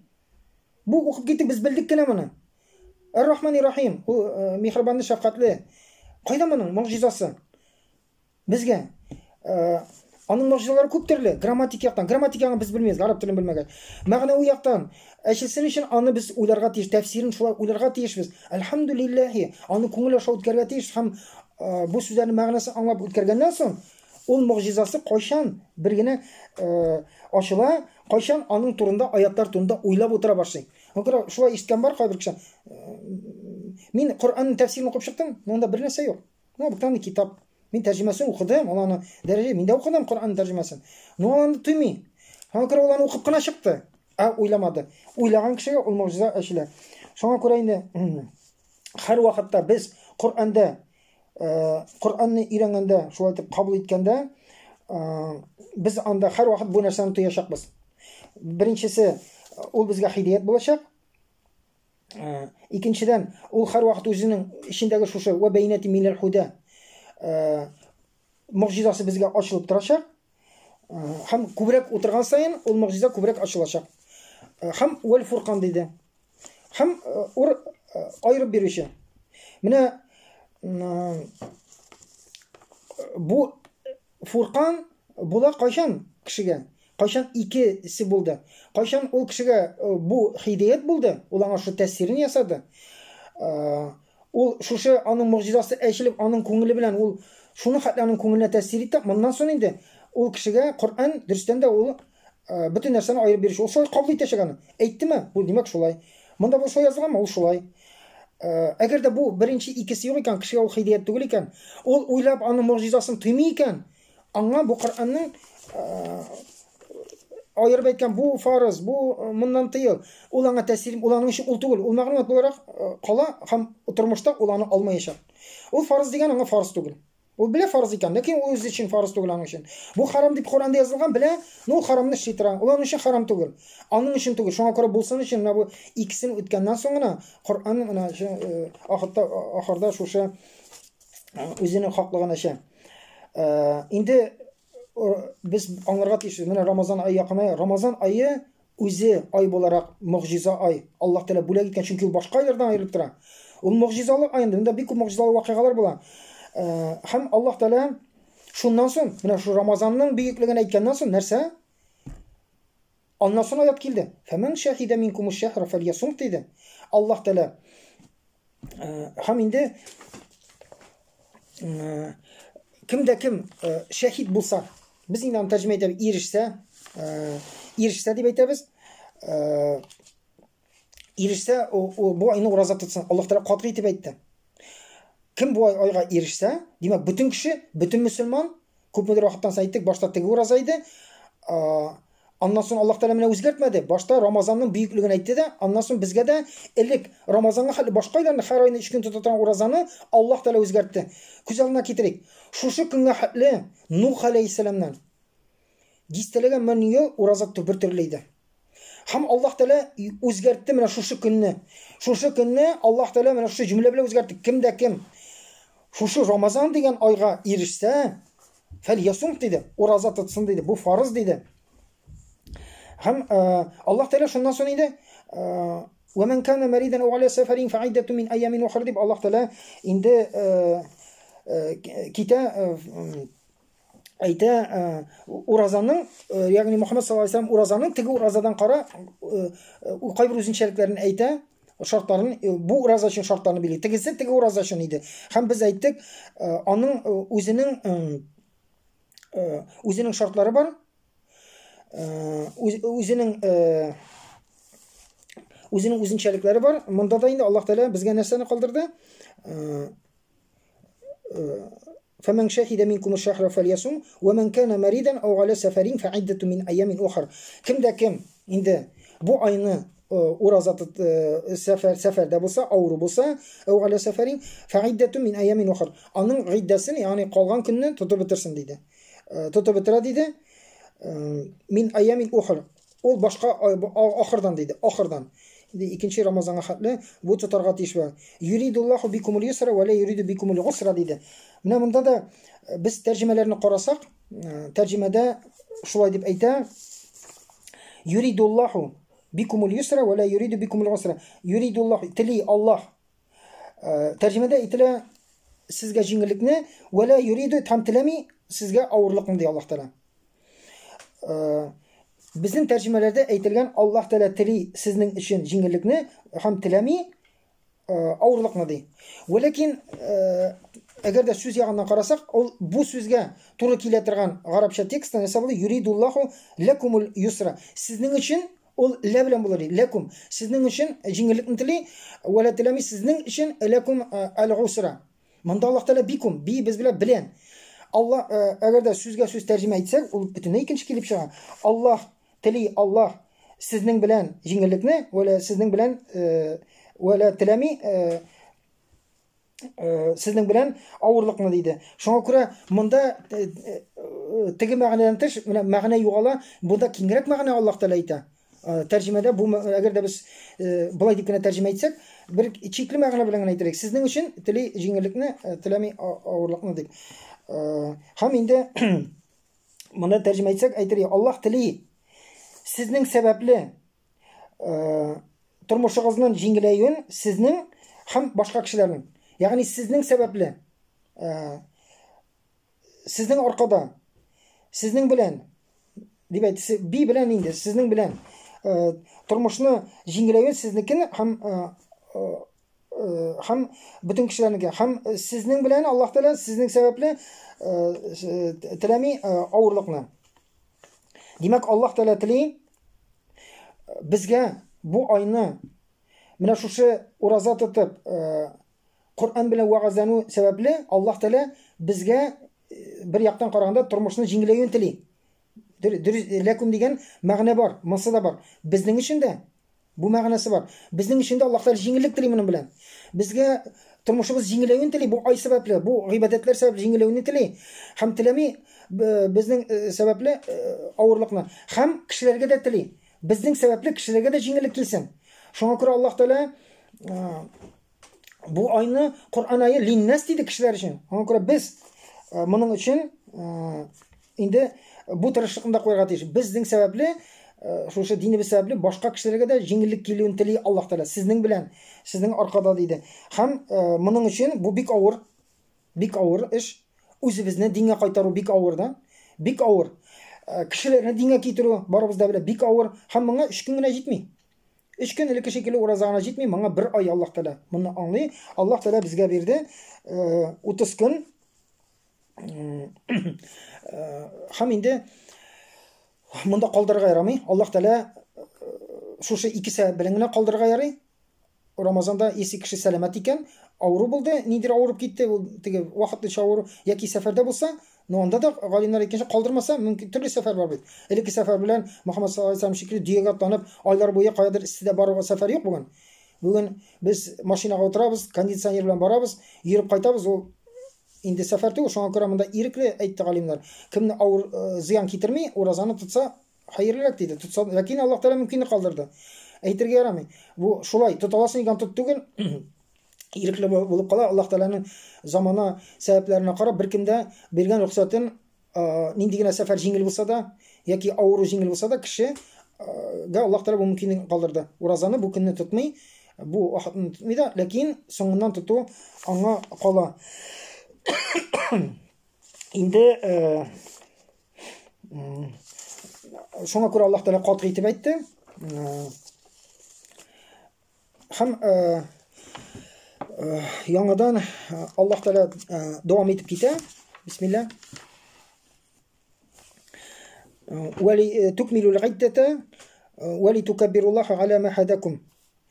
Һәм сез шушы тиешле көннәрне камил кылуыгызны литукмилул гиддата кылуыгызны тели Аллаһ Тәала ва литукаббируллаха ала ма хадакум ва ла'аллакум ташкурун диде Аллаһ Тәала.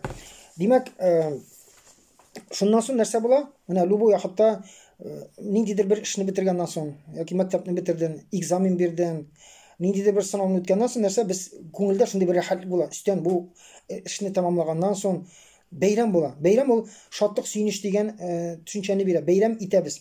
бәйрәм. Телисеңме, теләмисеңме, бу сынауны үскә куйган бер вазифаны үтәгәннән соң кешегә бер җиңеллек килә, рәхәтлек килә. Шуңа күрә Аллаһ Тәала әйтте: "Ва литукаббируллаһа ала ма хадакум". Бу нинди көн? Аллаһ Тәаланы зурлый торган. Аллаһ Тәала аннан соң әйтте: "Мин сезгә телим", уразаның хөкемнәрен әйткәч, бу Гаит көне.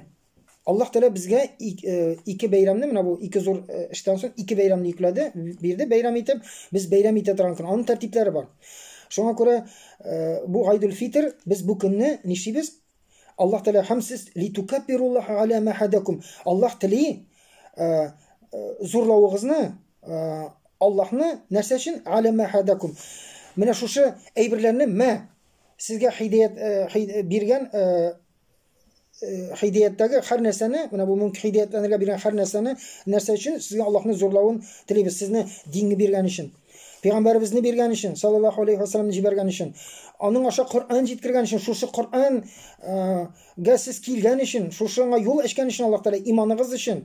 Шушы ураза, Рамазан аена исән-имин ирешкән өчен, шушы уразаларны тотып чыгарга мөмкинлек биргән өчен, шушы аңлаган нәрсәләрне кабул иткән өчен, ит алган өчен, бөтенесе бит Аллаһ ярдәмче. Һәм шуның өчен Аллаһ Тәала зурлавыгызны телим ди. Бу бүтән мөмкинлекләр өчен, шушы Рамазан ае өчен Аллаһ Тәала бүләк итеп биргән. Һәм инде нәрсә? Аның зикре бар. Аллаһу акбар, Аллаһу акбар, ла илаха иллаллаһ, Аллаһу акбар, ва лиллаһил хамд. Бу зикр Пәйгамбәр саллаллаһу алейһи ва салламга бирелмәгән. Бу зикр инде Ибраһим алейһиссаламга бирелгән. Ул Кәгъбәтуллаһны төзегәннән соң шушы мөмкинлек биргән өчен ул да Аллаһ Тәаланы зурлады. Халил, аны Аллаһның дусты булды. Шул дәрәҗәгә күтәрде пәйгамбәрләр арасында. Фақат ике генә пәйгамбәр, Мөхәммәд саллаллаһу алейһи ва саллям һәм Ибраһим алейһиссалам бу дәрәҗәгә иреште үзенең тормышы белән. Аллаһ Тәала чиксез мөмкинлек бирде аңа. Кәгъбәтуллаһны төзергә мөмкинлек бирде. Һәм бу бийеклеге өчен аңа бирелгән, шул тормышта бирелгән шундый эшләре өчен ул ихлас күңелдән Аллаһны зурлады. Аллаһ әйткән сүз: "Ла илаха иллаллаһ, Аллаһу акбар, Аллаһ бийек, ла илаха иллаллаһ". Тагын бер тапкыр ишин күңелдән юк, гыйбадәт кылырга, буйсынырга, хәмд сана зурларга, мактарга, улукларга бөтен нәрсә керә. Юк зат, мәгәр Аллаһ бер үзе, фақат бер үзе, башка бер зат та юк. Аллаһу акбар, Аллаһ бийек, ва лиллаһил хамд. Һәм бөтен мактау, улуклаулар, зурлаулар бер Аллаһка дип үз күңеленнән дә әйтә һәм моны гыйлем булып таный. Ул гына лаеклы. Һәм бөтен мактаулыклары аңа дип ул чын күңелдән әйтәсен. Шуңа күрә Пәйгамбәр саллаллаһу алейһи ва саллям да аннан соң Мәккәне фатих кылганнан соң, кайчан ул Кәгъбәтуллаһка килде, 360 сынында тезелеп торган ул таяк белән әйткәндә шушы зикрне: "Ла илаха Аллаһу акбар, дип, ла илаха иллаллаһ, Аллаһу акбар, ва лиллаһил хамд" дип әйтә булды. Шушы сыннарны ватты. Шуңа күрә Рамазан ае шундый ай. Әгәр дә кеше дөрестән дә бу айны аңлап, бу айны Аллаһның шушы биргән мөмкинлекне кабул итеп файдаланайк, ул ниши? Нәрсә ул таләп итә? Бу айны без Аллаһны үзебезнең нәфестәлекләренә өстен куябыз. Бу айны башка вакытта хәлал булган нәрсәләр без үзебез өчен тыябыз. Башка вакытта хәлал иде, бу айны тыябыз. Ашауны тыйдык. Күпмедер вакытта җинси мөнәсәбәтне тыйдык. Шушы нәфестәлекләрен, дөньяга булган мәхәббәтебез, матди нәрсәгә булган мәхәббәтебезне, шушы әйберләрне без тыйдык. Ягъни башка айны хәлал иде, бу айны без аны үзебез өчен, Аллаһ өчен тыйдык. Һәм үзебезне кыстык. Башка хәлал булган әйберләрне кыстык. Димәк, Аллаһ Тәаләне üstün koyduk özümüzün tileklerimizden hem nindidir başka maksatlarımızdan. Hem de şu ay sebeple asılda maksatı nerse değil mi? Bu bütün Ramazan ayı sebeple, bunda bulgan birgen mümkünlükler sebeple biz indi özümüzden çıkkanda özümüzün hislerimizni kuldatıp çıkabız.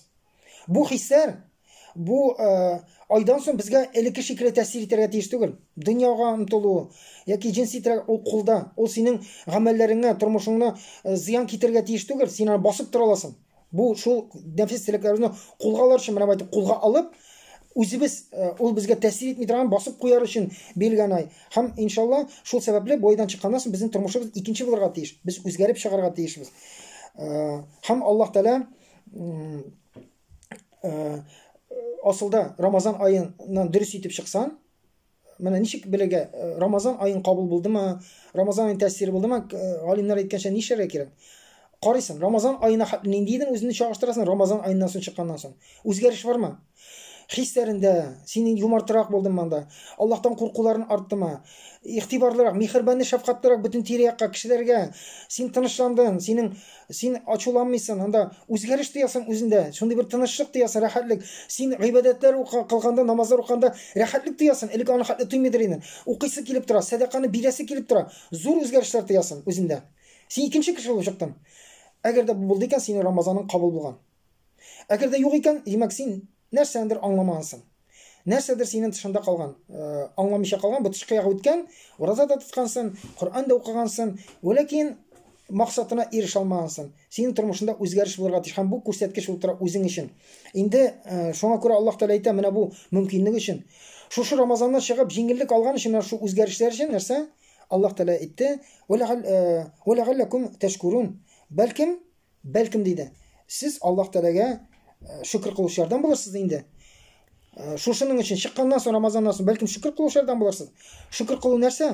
Әгер де мына шушы дәрежеге еріштен екен, Аллахқа шүкір қылу, Аллахқа қарата хистерін қозғалды. Сен шексіз Аллахқа рахмет хисін көңіліні толтырып алды. Көп мігіні Аллахқа қарата ғибадат қылсақ та, изгілік қылсақ та, сен мұны қоплап бітіре алмайсың, аңлайсың. Һәм сен тырышасың, мүмкіндігінен шығып Аллах Тағалаға хақиқи шүкір қылу нәрсе Аллах қошқандан өте тыйғандарынан тыйылу. Сен енді мүмкін тырышасың, көбірек садақа бере, көбірек намаз оқырға. Міне бұл үшін шүкір қылуға. Аллах Тағала айтты, бәлкім, әгер де шушы қабыл болса дұрыс, сіз шүкір қылушылардан боларсыз дейді. Соған көре мұсылман қардашларым, міне шушындай биік ай һәм ураза бұл айны екіленген бір ғибадат кені, ләкин ол бик мұхим, ол ауыр ғибадат. Mesela намаздың уақытының ертең намаз 5-10 минут оқып алдың, анан бітті, ол істен түсті. Или намазанда 15 минут болсан, қалғандар шулай бір қысқа уақытта ғана біз намаз қалатында. Рамазан айы ол енді орнына қарап 10 сағат, 12, 15, 20, 18 сағат болған уақытларда болды. Шушы уақыт сен ураза ғибадатында. Сенің бұл ғибадатын шуны хақлайсыз. Әгер де һәр күннікі қабыл болсын үшін, бұл бітер қабыл болу керек.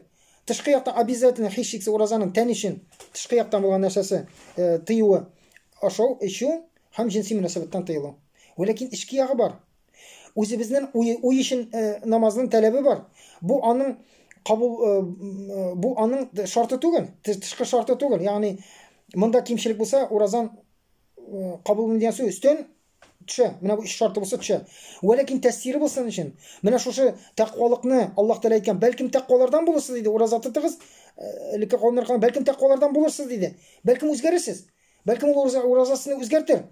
Мысысы өзгеріш болмай, мәгер өзгеріш болсын үшін уразаның ішкі халатын білге керек. Ол нәрсе деген соң, сен ураза тұтқанда, шушы уақыт ішінде хищексіз нашар ойлардан өзін тыйыларға тиішсің. Нашар ой келді екен, екінші нәрсеге көштің. Нашар ойлардан тыйыласың. Көзіңнен нашар нәрселерге қараудан тыясың, аласың харамlardan. Ол ураза болмай, ураза тұтасың, тоқта уақыт өте 2 сағат бар, нешіп кені уақыт өткерге. О, кино бар екен, қазір бүтін мұсылмандар киноға батты, турецкий кинолар, башқа киноларына сағатсыз қалдырып баралар. Бітті, Рамазан айында мұны қарап отырсам, бұл нендей ураза бола? Ураза тұтасың, күн өткеру үшін кино қарайсың, яки башқа нәрсеге қарайсың. Тәніңе файда болар, сәлеметлікке бәлкім нендер файдасы болар. Қиямет күнде тұтты, ураза тұттыны жауап берсін, но мақсатқа ерішіп болмайшақ, Рамазанның мақсатына ерішіп болмайшақ, тақуалыққа еріштірмей, соңа көре көзіне нашар нәрселерден қарауда сақларға керек, құлақны нашар нәрселерден сақларға керек. Бұл айны, әгер де исламда енді бүгін хүкімін айтмай біз енді, солай ма? Ләкин қиямет алдында мұсылмандарда бола тұрған зор кемшілік нәрсе ол музыка. Музыка тыңлау бар. Музыка тыңлап отырсаң, ураза тұтқанда, құлақларыңа. Кішілер телефонда отыралар, бүгін афат, инстаграмға кірмей шаққан, тұйқыдан тұрды, телефондан тұрып, аяқны басып, ла иляха илlallah Мұхаммад Расулуллах деп айтып, нендер дұға қылып, пайғамбарымыз айтқан дұғаларын қылып тұра соңға, ең бірінші телефонны алабыз да, бүгін түннен нендей сообщениялар келген инстаграмға ябышалар. Бұл ураза болмай. Әгер де біз инстаграмда отырсақ, ярты сағат отырабыз. Но шында ярты сағат уағаз болса, интернеттен іздегенде қарайбыз, о, бұл уағаздың тыңлап болмай, ярты сағат бұл. Бұл бір сағаттан артып кете. Бұл ұзақ бола. Бұл ұзақ уағаз. Енді инстаграмда сағат ярым, сағаттан артық кім білендерінде сообщенияларға түсіп отыру, сағаттар бойы бұл уақытта отыру, бұл ұзақ түгел. Шоңқыр Рамазан айында Ул вағаз ұзақ булырга тиеш. Кеше менә шушы вағазда сәгать буе утырганда аның халаты үзгәрә. Ул шушы ярты сәгатьтә ул үзгәртми. Тыңларга бу халәткә кирип китәргә, дөньядан ваз кичәргә кирәк. Ул сиңа тәэсир итәргә тиеш. Шуңа күрә бу айны, әгәр дә без телефонда утырсак, Инстаграмда утырсак, бу ураза алмый, шуңа күрә колакларны сакларга тиешбез. Кулларны начар гамәлләрдән сакларга тиешбез. Начар әйберләрдә кылудан, харам эшләрдән аякларыбыз теләсә кая йөртмәскә тиешбез. Аяклар белән инде гөнаһлы эшләр эшләмәскә тиешбез. Җир йөзендә зулым кылырга тиеш түгелбез. Менә шул вакытта ички халәте булса, шул вакытта гына безнең күңелебезне үзгәртә. Шул вакытта гына ураза төп максатын бирәчәк. Безне үзгәртеп һәм бу безгә Коръәнгә кайтырга ярдәм итәчәк. Безне үзгәртәчәк. Аллаһ Тәала насыйп итсен. Бүген инде бүлмәдек, менә вакыт узын булды. Аллаһ Тәала насыйп итсен, бәлкем әле Рамазан аена карата башка кайбер үзенчәлекләрне карабыз. Ләкин төп нәрсә булды. Аңлатырга җиткергә теләдем. Рамазан ае безнең үзгәртә торган ай. Без аңа омтылырга тиеш, без аңа әзерләнеп кергә тиеш, без шул ният белән кергә тиеш. Аллаһ Тәала насыйп итсен. Шушы бик Рамазан айларын әзерлек белән, күңел әзерлеге белән, тән әзерлеге белән каршылап, иң хәерле рәвештә, без әле белеп тә бетерми, иң хәерле бәрәкәтле рәвештә үткәреп, Рамазан ае артында булган, Аллаһ Тәала безгә биргән бөтен бәрәкәт, фазиләтләргә белгән-белмәгәннәренә ирешергә Аллаһ Тәала насыйп итсен. Үзе шушы дөрес уйларга юнәлтсен, дөрес максатлар куярга үзе юнәлтсен. Шушы максатларга ирешә торган гамәлләрне кылырга Аллаһ Тәала насыйп итсен. Бу айларны дөрес дугалар кылып, бу айдан чыкканда икенче кеше бу үзгәреп чыгасак иде, иман байлыклары белән чыгып, тормышларыбыз бөтенләй хәерле якка үзгәреш кичерсә иде. Ассаламу алейкум ва рахматуллаһи ва баракатуһ.